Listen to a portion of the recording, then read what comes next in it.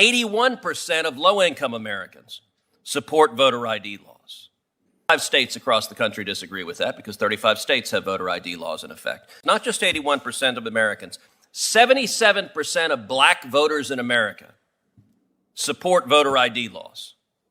The record should reflect all 3 of the Democratic witnesses invited by the chairman maintained to this committee that voter ID laws can be, in many instances, in most instances, I think of the various ways they formulated, are racist. So let me tell you who disagrees with that.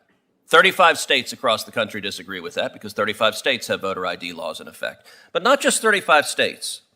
81% of voters in America disagree with the radical views proposed by the Democrats and the Democratic witnesses. Not just 81% of Americans, 77% of black voters in America support voter ID laws.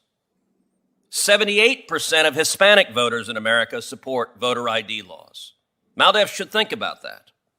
81% of low-income Americans support voter ID laws. And yet, what this bill is about is putting radicals in charge of saying, if you require an ID to vote, that is racist and must be struck down.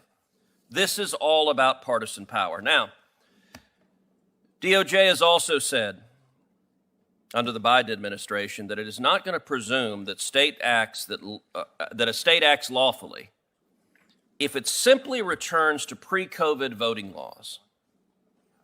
Ms. Reardon, Mr. Van Spakovsky, what does that tell you if they say after a pandemic, if you go back to the laws that existed before, DOJ is not going to assume that that's okay? What does that tell you about the partisan nature of DOJ?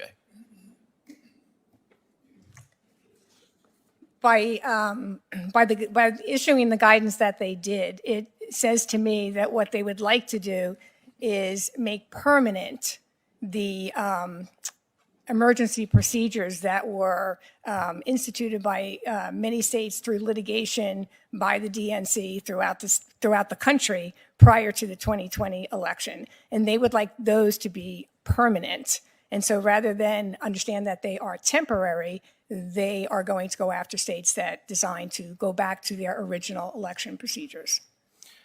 Well, and I think they also think Democrats did well under those emergency procedures, and so keeping those emergency procedures in place will predictably benefit Democrats.